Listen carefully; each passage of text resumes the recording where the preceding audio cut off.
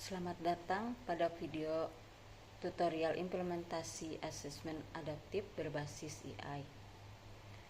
Dalam 5-7 menit ke depan, kita akan mengenal bagaimana asesmen adaptif bekerja, bagaimana cara menggunakannya, dan bagaimana hasilnya dapat dimanfaatkan oleh dosen dan mahasiswa untuk meningkatkan kualitas pembelajaran. Dan hasilnya dapat dimanfaatkan oleh dosen dan mahasiswa untuk meningkatkan kualitas pembelajaran. Asesmen adaptif adalah jenis evaluasi yang menyesuaikan tingkat kesulitan pertanyaan berdasarkan kemampuan mahasiswa secara real time. Jika mahasiswa menjawab benar, pertanyaan berikutnya akan menjadi lebih menantang. Jika salah, maka sistem akan menurunkan tingkat kesulitan atau memberikan pertanyaan yang sesuai dengan topik yang dibahas. Dengan cara ini, setiap mahasiswa mendapatkan pengalaman asesmen yang lebih personal dan akurat dalam memetakan kemampuan mereka. Berikut adalah cara kerja sistem asesmen adaptif berbasis AI. 1.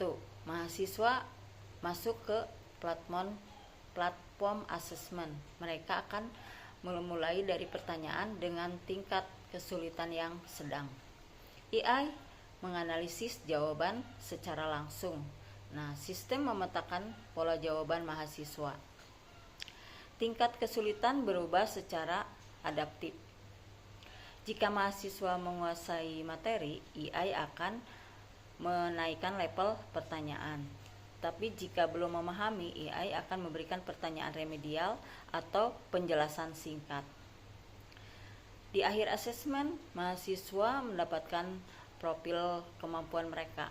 Misalnya, pemahaman konsep dasar kuat, analisis lanjutan sedang, aplikasi konsep perlu ditingkatkan. Inilah yang membuat asesmen adaptif lebih akurat dibandingkan soal pilihan ganda statis.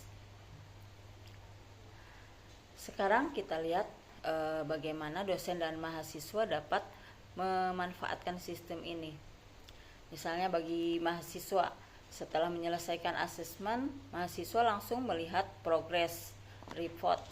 Contoh, kekuatan intervensi data sangat baik. Kemudian area peningkatannya, pemahaman teori dasar perlu penguatan. Mahasiswa juga mendapatkan rekomendasi belajar otomatis, misalnya pelajari kembali topik 2.1 atau latihan tambahan berikutnya. Nah, bagi dosen bisa melihat overview kelas. Sistem akan menampilkan kelompok mahasiswa berdasarkan tingkat penguasaan materi. Contoh, tampilan 30% sudah siap masuk ke materi lanjutan, 50% perlu di penguatan, dan 20% lagi membutuhkan intervensi khusus.